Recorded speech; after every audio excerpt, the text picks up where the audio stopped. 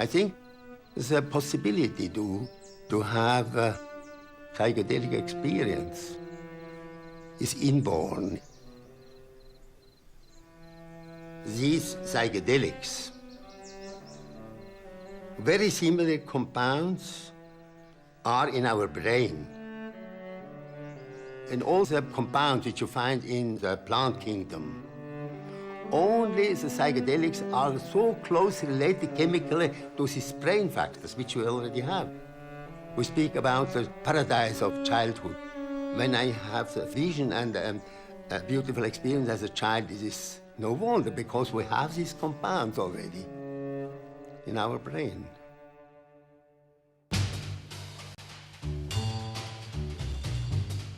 In the 1940s, Dr. Albert Hofmann discovered a substance that had a profound influence on the way science viewed the human mind. D-lysergic acid diethylamide, or LSD.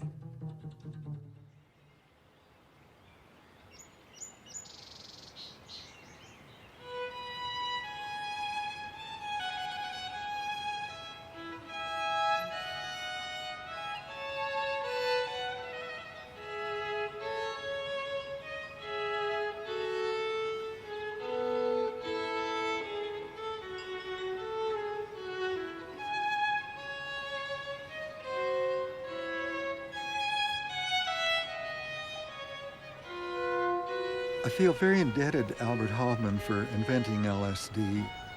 After my first LSD experience, I claimed that this was the greatest discovery that man had ever made, because after all, the human mind is the most important attribute we have, and this lets us understand our mind and the enormous potential of mind. Albert told us about his youth and how he used to love to go out into the forest and feel the wonder and the beauty and the light. He actually sensed a light in the forest, and he felt exalted. I was walking in a beautiful May morning. Suddenly, I stopped and I had the feeling everything had changed. The wood was beautiful, beautiful green, and I had the feeling that I saw now the wood as it really is. And I had the feeling I would be included by it. I had a feeling of happiness I had never had before. And this gave me the security that if you have open eyes, you may see the world in a different way. I mean, you see it as it really is. Wonderful.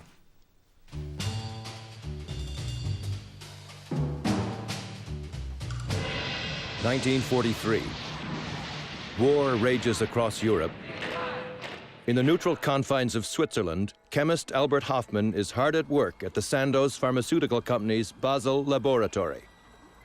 While searching for a cure for migraine headaches, Hofmann accidentally ingests a minute amount of an experimental substance that would change both his life and the world, LSD-25.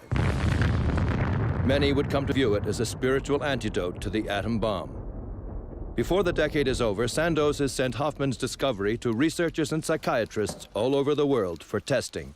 Research projects spring up in such places as Canada, the US, England, and Czechoslovakia. One day we got a large box full of ampules, and it was LSD. And there was an accompanying letter that said this was a very fascinating substance, discovered practically by accident, or Dr. Hofmann, the discoverer, likes to call it serendipity rather than accident. When I discovered LSD, it was believed it was a product of laboratory. And then we discovered that these compounds had existed already for thousands of years in the plant kingdom. Not exactly LSD, but practically. When he intoxicated himself accidentally, he discovered that this was a very, very powerful psychoactive substance, and then he confirmed it in a planned self-experiment. Being a cautious man, I started with a very, very little amount, only with a quarter of a milligram I tested. And then I had I could say a terrible experience. We take a long time to get used to our world when we're... well, we take many years, in fact, learning about it and learning how to behave in it. And when it changes suddenly and dramatically, we may not like this. After some hours, when I was laying in the bed, I came back. I came back for a foreign, quite foreign existence to new life. I saw, certainly, I realized how wonderful our Earth is. I felt newborn, to be newborn, and even the next day, when I went in the garden, the world was new.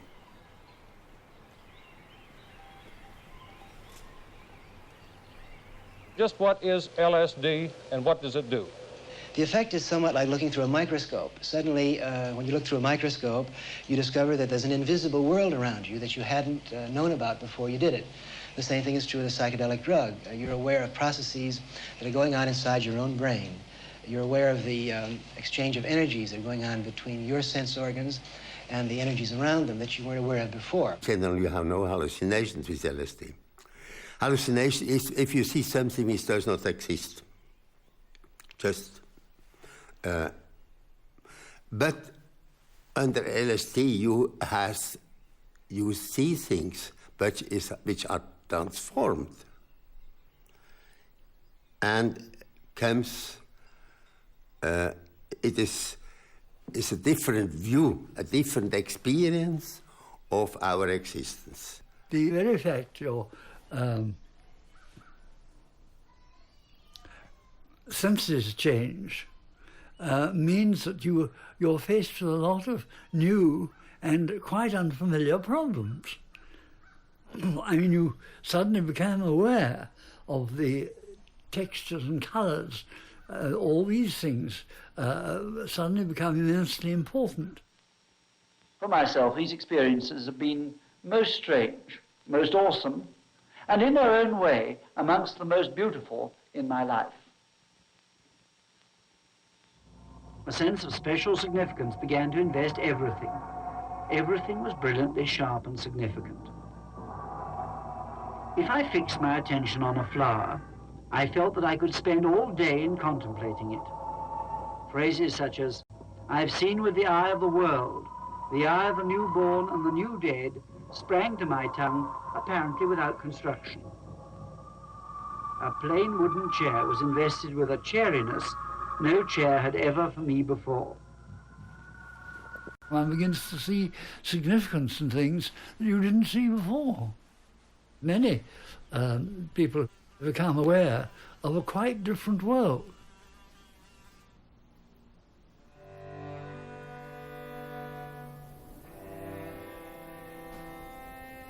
Saskatchewan is a very large place, and a lot of it's empty. I spent many years in Saskatchewan, which I'm in an ambivalent way very fond. I went there as clinical director of this large mental hospital.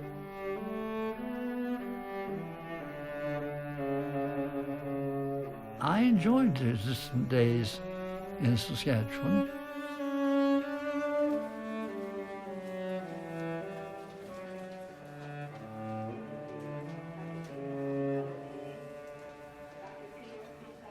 New chemicals allow us to experience some of the unbelievably unpleasant and sometimes quite terrifying mental agonies of the schizophrenic patient.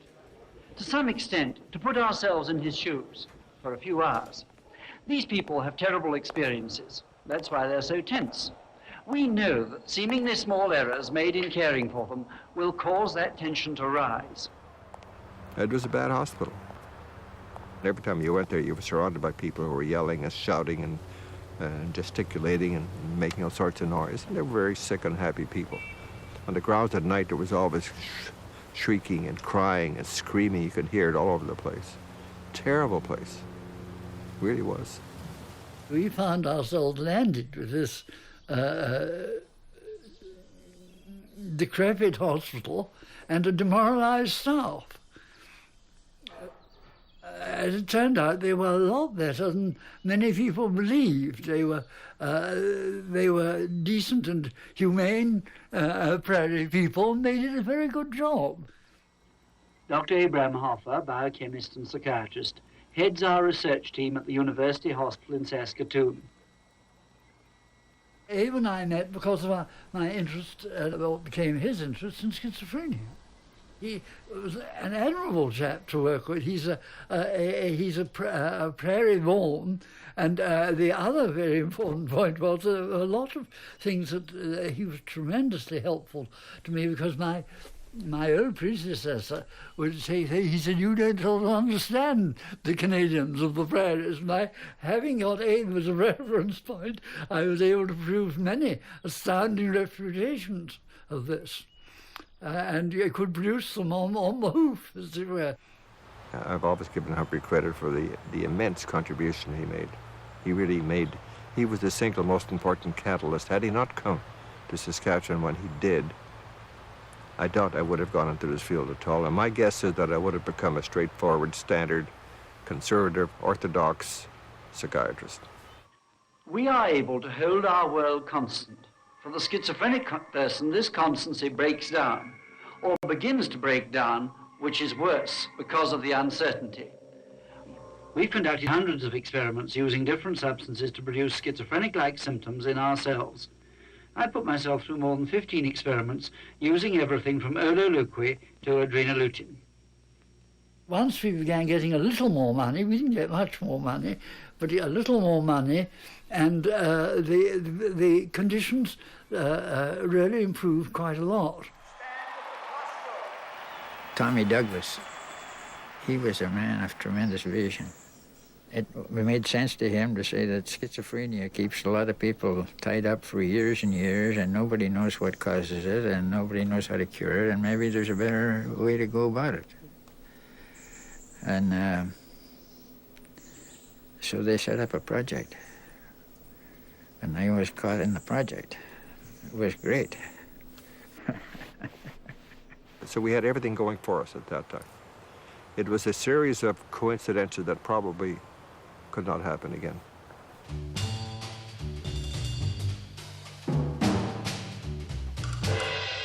By the mid-1950s, LSD research was being published in medical and academic journals all over the world.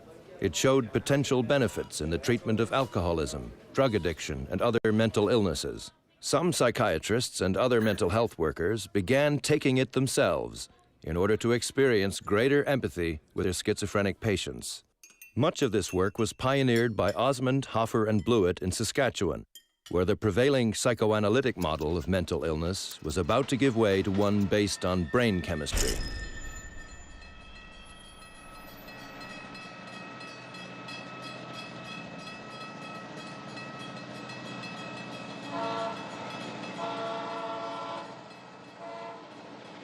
Dr. Humphrey Osmond, it was him that first said that when you're working with LSD, you have to start with yourself. And you should, to put yourself forward as knowing something about LSD until you'd taken it was pretty, almost criminal. And he sort of laid down the ground rules of research with LSD in the province, and they were very sound. This is compared to the research that was carried out in other centers. This Saskatchewan was miles ahead of the pack. In Saskatchewan, and cooperating with scientists all over the world, we've been working to prove a theory we think is sound. We decided to use these drugs to see if we could get inside the skin of a schizophrenic patient to see if this might give us a clue as to how we might better treat them. I was simply interested in seeing what the, this was the experience our patients had, what it was like. And it was a great surprise to me. LSD really changed our thinking. And it had the following major changes, that once we had taken the LSD, we became much more aware of what was happening to the schizophrenic patient. And it also had the effect of taking the patient's accounts of their experience very seriously, which you don't necessarily do if you hear them every day and they're always much the same. You don't really think about what's it like for that particular person. Dr. Hoffer, you've used it in treating alcoholism. Why do you use it for that purpose? In my opinion, Mr. Burton, and this is based upon 500 cases that we have treated over the past 8 years, we selected alcoholics because it is often easier to know whether they are improved or not. And many of our people had not responded to the best treatment that we could give them, and they are now sober and good people. We began to use LSD to treat alcoholics. The original idea was to use it as a drug. Give them LSD, give them a terrible time, and hope that they would therefore not want to drink anymore. It didn't work that way at all. Alcoholics tended to be very tolerant of their own shortcomings, and they rather liked not to think about this. The great advantage with one of the hallucinogens is that you could make them very well aware of this, and it might alter, sometimes change their behavior. They might see it in a quite different light. They gave the first LSD to the alcoholics, and after they had given it to 5 or 6 or 7, Humphrey says, he said, it's not working. I said, what do you mean? He says, we can't give them this terrible time they're supposed to have. I said, what's happening? He said, it's something different. And he began to describe what was happening. He was describing a psychedelic experience. Under LSD, some of them sometimes would get the idea that perhaps they really were mistreating their own kin. And that is a powerful incentive to do something about it. It's not thought to be a good idea to persecute your own family unless the family liked it. And presumably, if they took a dim view of your drinking, they didn't like it.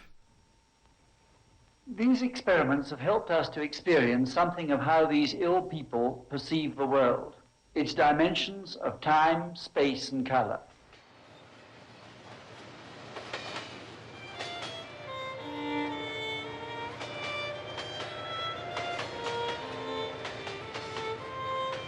Humphrey gave me LSD, and I learned the secret of his success.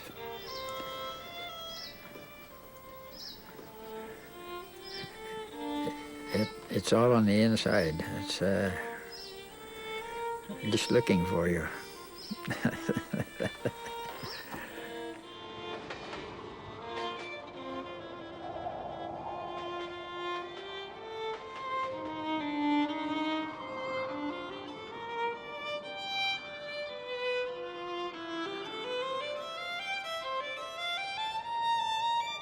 If you don't really understand the spiritual basis of man and you're not open to it, you're missing one of the greatest contributions that LSD can make.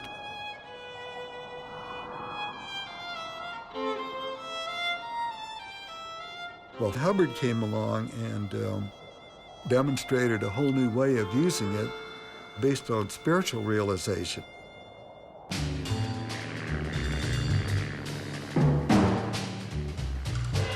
Captain Alfred M. Hubbard was born into a poor Kentucky family in 1902. Eccentric and charismatic, he grew up to make his fortune as a pilot, an inventor, and an entrepreneur. After some of his darker dealings got him into trouble with U.S. authorities during World War II, he moved to an island off the coast of British Columbia. Hubbard believed that if the right individuals were exposed to it, LSD could save the world. he set about on his mission to turn on the captains of industry and the princes of the church.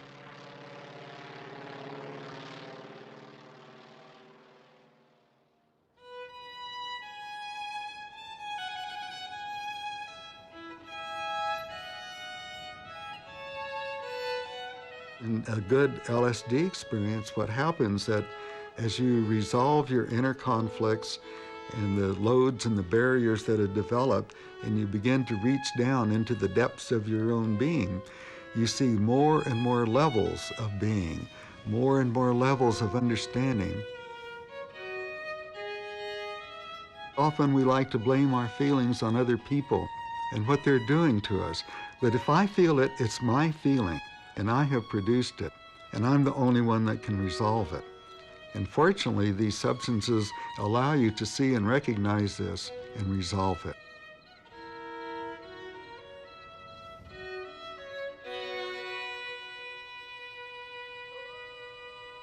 Meeting Hubbard was one of the most remarkable things that ever happened to me. Maybe not as effective as taking LSD, but he was so different than anyone I'd ever met. But the thing about him that was also very different was he radiated an energy that I could feel. I don't think ever before in my life I'd ever felt anyone, but I could feel his energy, and I just felt so good in his presence. He had a religious vision that he was working on behalf of the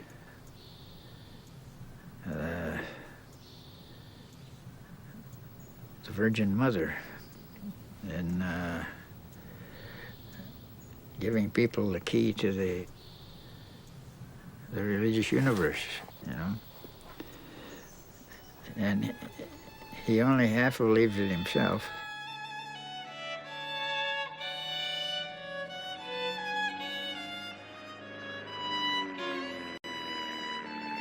But he was the most unlikely man to be on a religious mission that you could possibly imagine. He has a lot of tricks up his sleeve. He gave me a little methadone, which is a nice euphoria. So it left me with very good feelings about Al Hubbard, and I was pretty convinced that I needed to go and try LSD with him. So I made a date and went up to Canada. I was just astounded at what I learned, and I felt enormously free from the way I had before. And then I just couldn't get over such a profound learning experience. So naturally, I became very enthused about it. I started talking to people about it and encouraging others, and began to wonder how I could get more and more involved. We set up the foundation in Menlo Park, and we had got a lot of help from Al. We formed a corporation. Hoffer and Osmond were on the board of directors. Al was not interested in extremely objective evidence. He was interested in the evidence he liked, which is very human and understandable. He lacked any sort of credence because he didn't have the customary training. And people just sort of poo-pooed him as a wild man, but he was some wild man. I only met him once. It was very amusing. He came for lunch, a very busy man, and he came with some apparatus. The apparatus was to give himself some CO2, I think. And after lunch, he took his dosage of CO2, and then he was happy, and then he left. That's the only time I met him. Very extraordinary type. All those would be fascinated by a person like that. Oh, yes. Whether one makes contact with Aldous Huxley through his writing or in personal conversation, the impression that comes almost immediately is that of a uniquely versatile, omnivorous intellect, constantly searching and probing with a clean, cold incisiveness. Aldous saw an article that I'd written somewhere, and through that I got to know him. He was a very nice person to me. First, at his best, an excellent conversationalist, and immensely learned, and very good-natured. And of course, he was practically no subject. He didn't know a lot more about it than I did, so I was very impressed by this.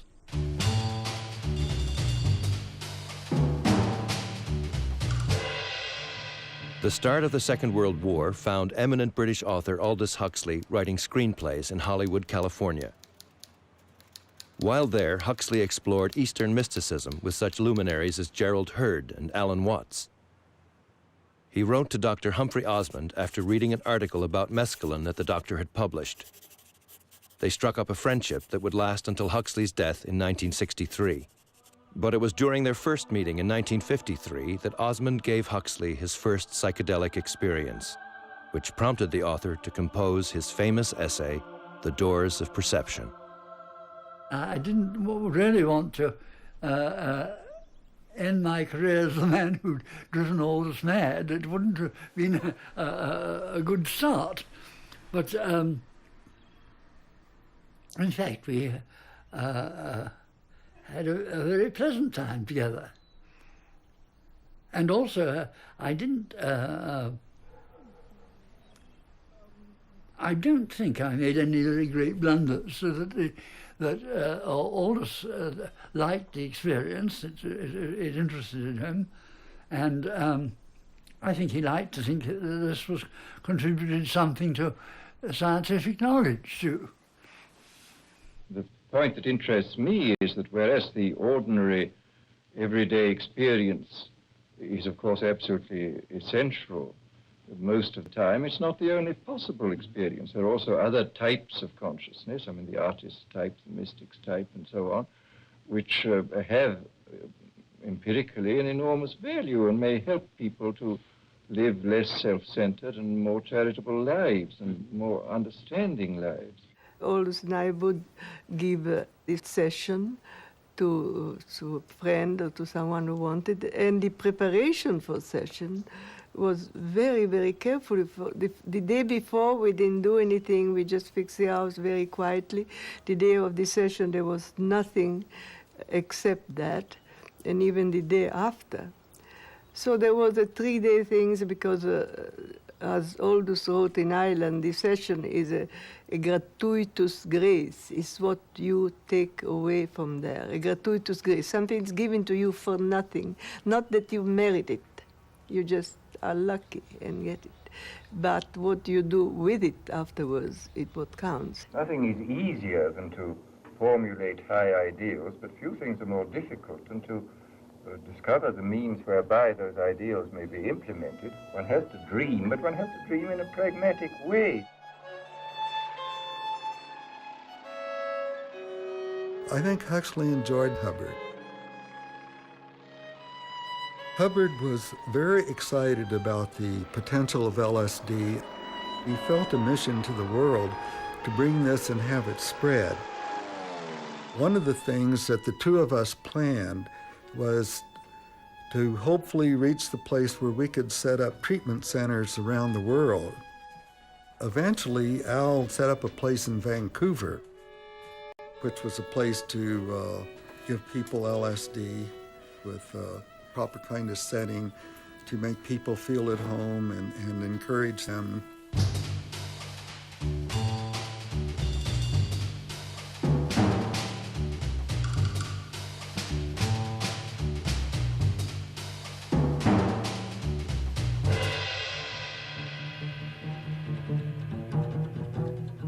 When the person was accepted to go through the program, he was given an outline to write his history, what problems he had, if he had any health problems, what was the relationship with his parents, what was his childhood like. So then they came to the session and some introductory remarks were made. The importance, for example, of just releasing to the experience and knowing that they had help and could ask questions. And then they were administered LSD. And then we would lie them down on the couch. We'd put headphones on them and encourage an internal journey. And then we would put on music. And we would keep playing the music. And usually it's been the first 2, 3, maybe even 4 hours there. And that's what we wanted, for them to go deeply into themselves and explore. Of course, we were taking notes, and we had a tape recorder so that everything that was said was recorded. Can I come up for a minute? Certainly, David. So then after 4, maybe 5 hours, they would feel like coming out and sitting up, so we began to talk. That was magnificent. We would show them pictures of the family so that they could look at them and spend time with them, which is probably the most important part of the session for people who were there for therapeutic reasons. Hubbard was very ingenious at working out things that promoted the effectiveness of the LSD experience. One of them he came up with was the strobe, and he found that if the strobe light, if you get it pretty close to the alpha rhythm, produced a very weird effects. It does anyway as a natural strobe. When you combine that with LSD, it's really very remarkable.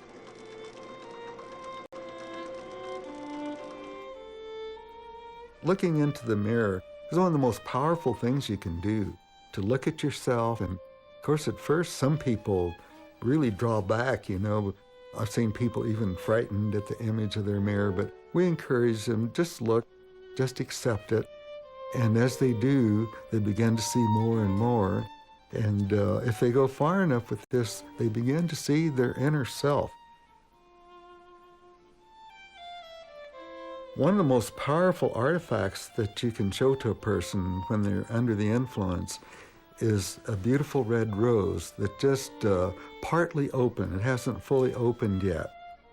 For many, the rose comes to life, and they actually see it breathe. They can actually see the petals open and close. We would always have arranged for a sitter to take them home, and the sitter would take them home and sit with them until they went to sleep. People had a sense of being dropped.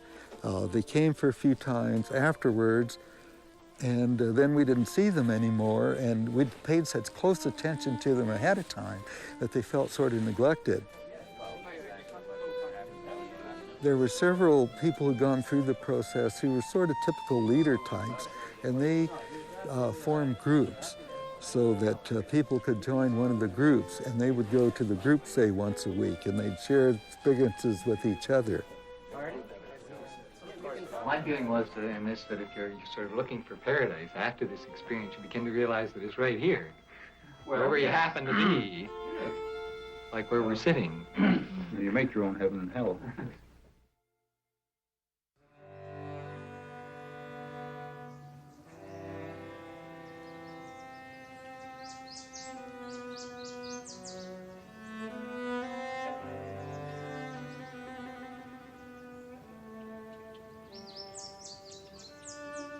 It's very important that one is prepared for the use of psychedelics.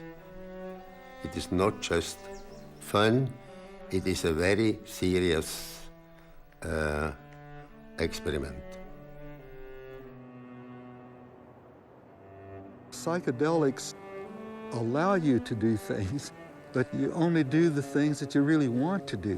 And if it's something that you don't want to do, then stay away from it. It's not for you. So intention is the bottom line. As a matter of fact, I think intention is the bottom line in life anyway, for all of us at any time.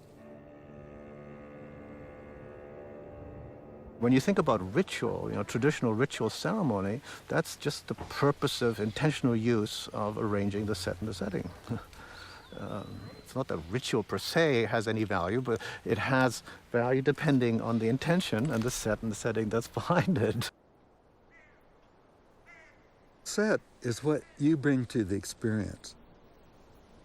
You bring your life experience, you bring your memories, you bring your unconscious material, you bring your aspirations.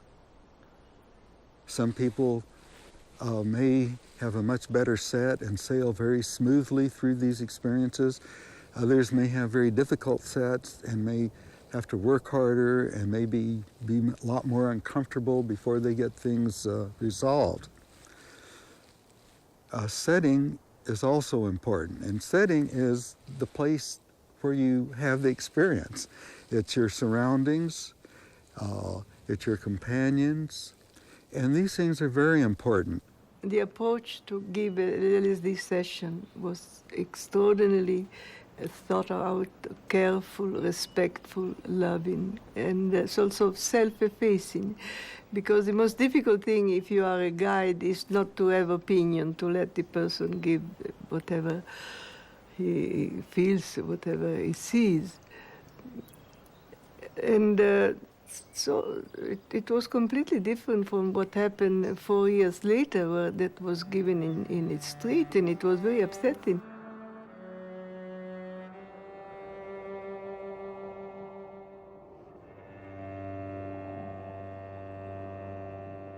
When young people started using it, they'd go to a party or something and they get stoned out of their gourd, and then there was no support system if they freaked out.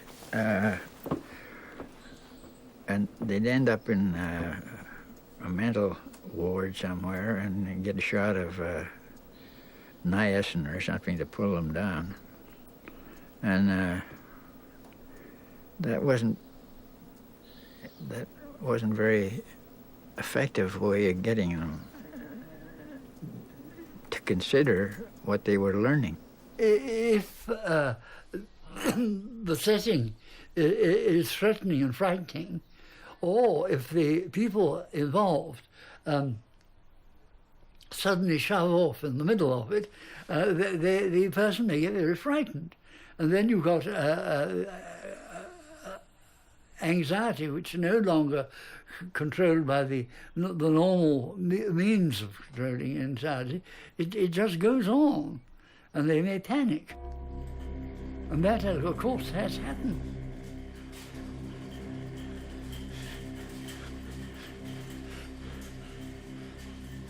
There were places in Canada where they tied people in bed to give them LSD. And I don't know why they would do that, but partly that came about because the early research with it was done by the American Army, and their aim was altogether different. They wanted to use it as a weapon. And when you start from the weapons approach, it's the confusion and the disturbance that you're capitalizing on, because they felt that if you give it to a whole population, they'd be pretty well immobilized because people wouldn't be able to carry on in their normal fashion, and you just sort of move them out of the road quietly and move in and take over their function, and you have a victory with no trouble whatever. That was the theory, but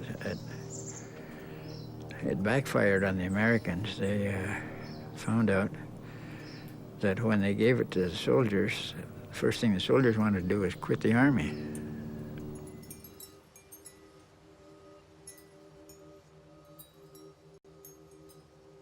We teach the science and art of ecstasy. We teach people how to turn on or how to go out of their minds. By turn on, we mean to tune in, to get beyond your routine ways of thinking and acting and experiencing.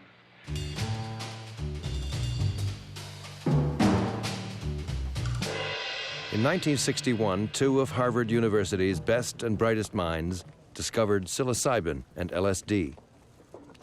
Richard Alpert, who later changed his name to Ram Dass, and Timothy Leary, along with graduate student Ralph Metzner, began doing psychedelic research on a wide scale, conducting projects with religious leaders and prison communities, among others. Harvard's administration eventually grew uncomfortable with the amount of media attention Leary was receiving and canceled the project. Leary, Alpert, and Metzner moved first to Mexico and then to upstate New York to continue working with these substances. We were like middle-class academics, and our role, I think, in retrospect, was to try to find some way that the professional middle-class world of psychologists, psychotherapists, and so forth could accommodate these experiences.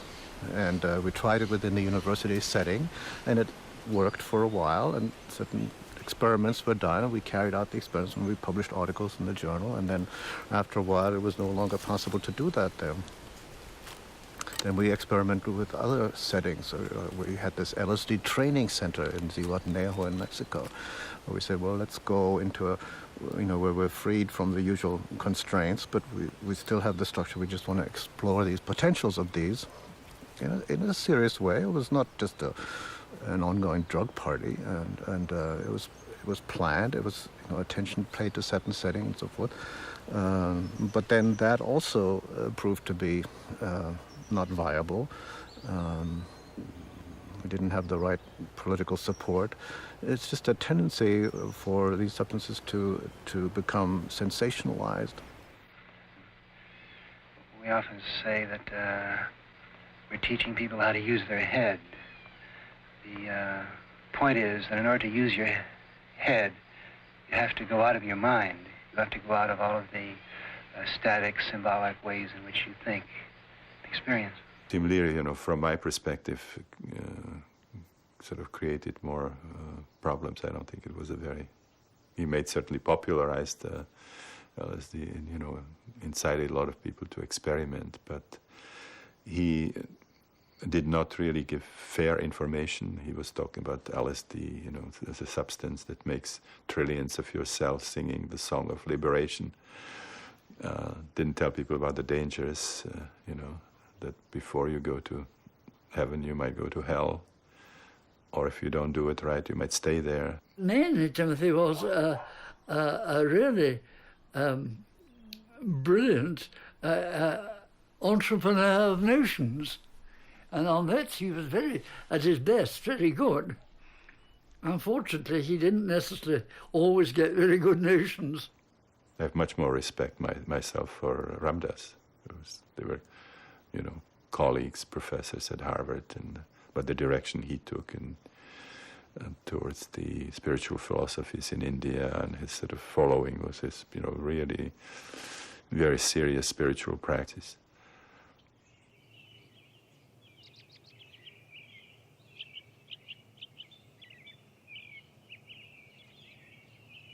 I was more using psychedelics to clean myself out. Tim was using it more to clean the society out. I wasn't born Richard Alpert. I was just born as a human being. And then I learned this whole business of who I am and whether I'm good or bad or achieving or not. All that's learned along the way.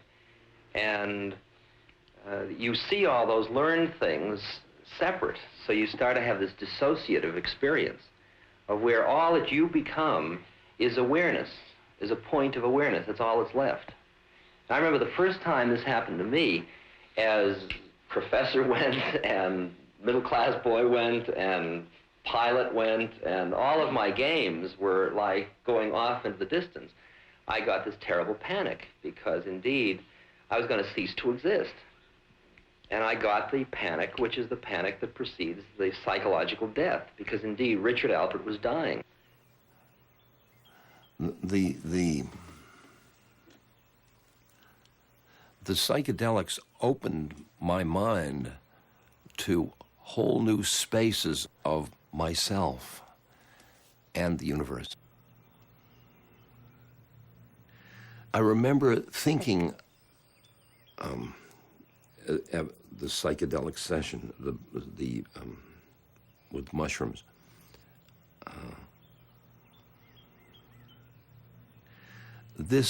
What I'm experiencing now is home. It's a side of me that I never experienced through psychology.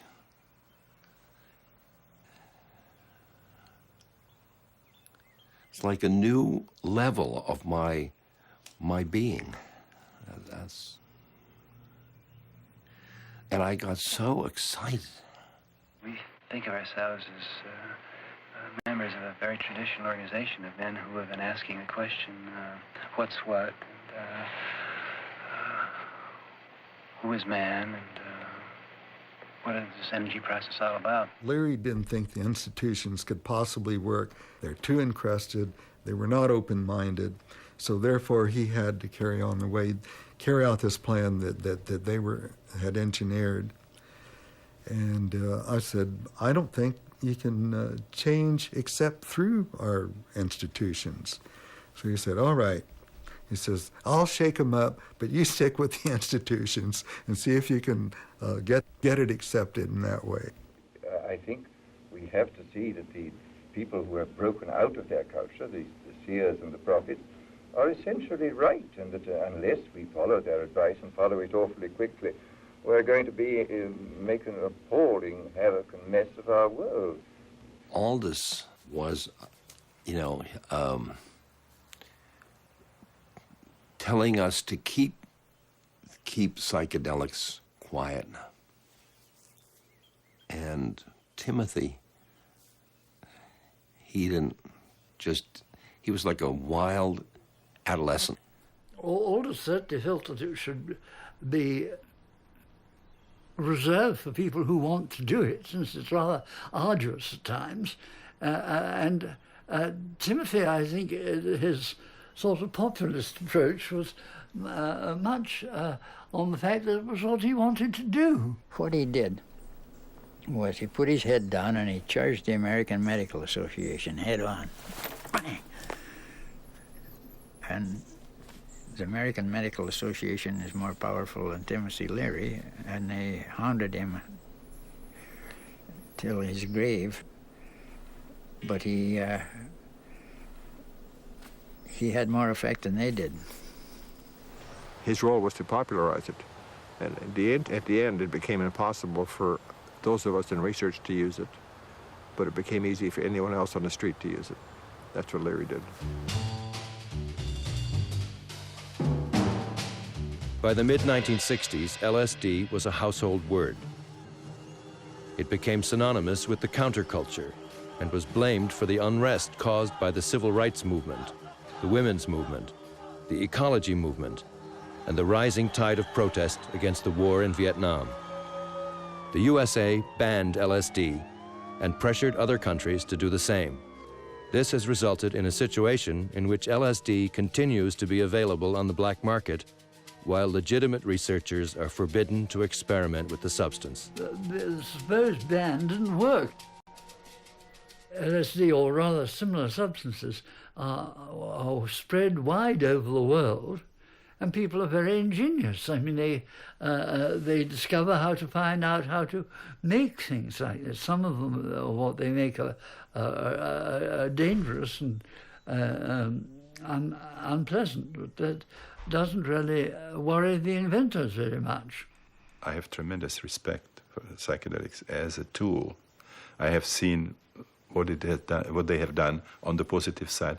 I also know the risk. I know what they can do if they are not properly used. And the more powerful the tool, the more powerful potential on both sides. There are many, many ways of inducing these experiences other than substances. Although there are shamans who use psychedelic plants, and many shamans just use non-drug methods like fasting, dehydration, sleep deprivation, or the Native Americans going on a vision quest to the mountains. Some cultures use even extreme pain, physical pain. Then, of course, dancing, chanting. There's certain specific musical instruments like drumming, rattles, bells and so on. And of course the different spiritual practices. And now we have powerful experiential psychotherapies, the rebirthing, primal therapy, the breathwork, they all can induce these non-ordinary states. Why is it that Native Americans are able to use peyote legally, and yet the larger white culture is unable to was unable to develop a format, was unable to develop in religion, in psychiatry or medicine, or even or recreationally or in any other way? When you look at the peyote experience, it's a church, it's a religion, it's also healing. It helps them with actual medicine, and for example, in treatment of alcoholism. It's also psychotherapeutic. It's an integrated experience. The real legitimate use is spiritual practice. If you really look carefully at what these substances are, that is really the place where they should be developed. It should not be in the hands of doctors.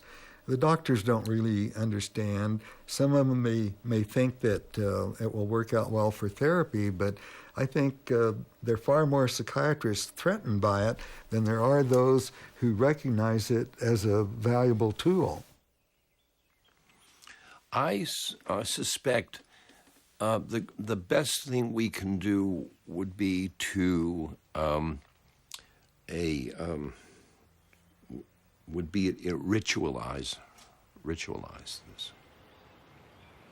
We should have a kind of meditation centers where there would be the right conditions, the right dosages, all these factors which must be known are fulfilled.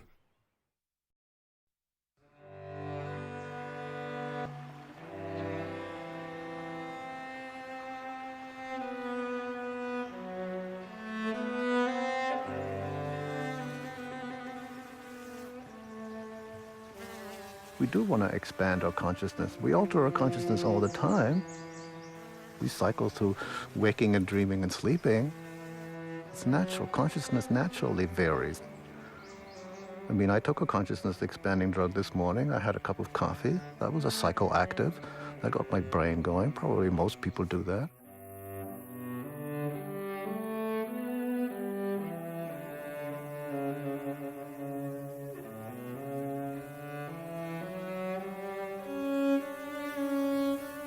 We interact with psychoactive substances and plants all the time.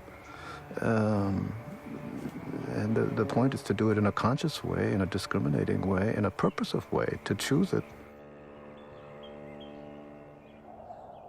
LSD, it's got me to see my stroke in a different way.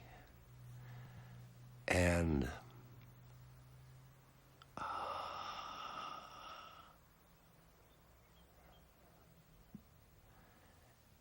I can be happy with my life. And people, oh my goodness, getting happy about a stroke, that's LSD.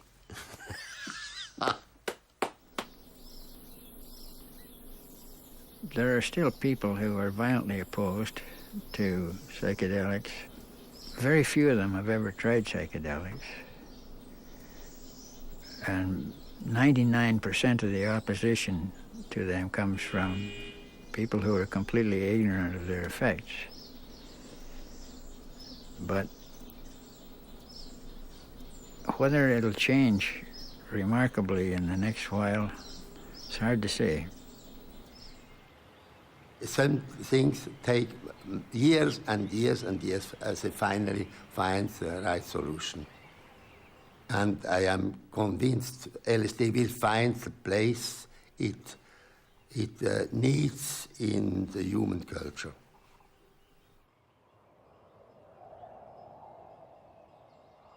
To fall in hell or so angelic you need a pinch of psychedelic. At least that's how I recall it, and I'm not sure it was necessarily that, but that was certainly the gist of it.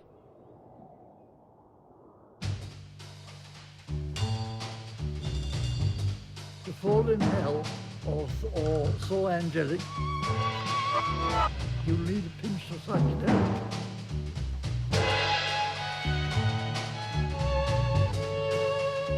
Ritualize this. Ritualize this. We're not saying that you have to do it. But why can't somebody who wants to? Ritualize You need a pinch of psychedelic. At least that's how I recall it.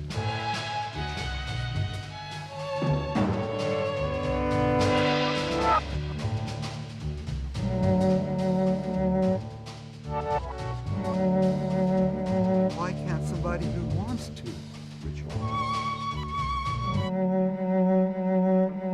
You see it as it really is. Wonderful. That's certainly the gist of it.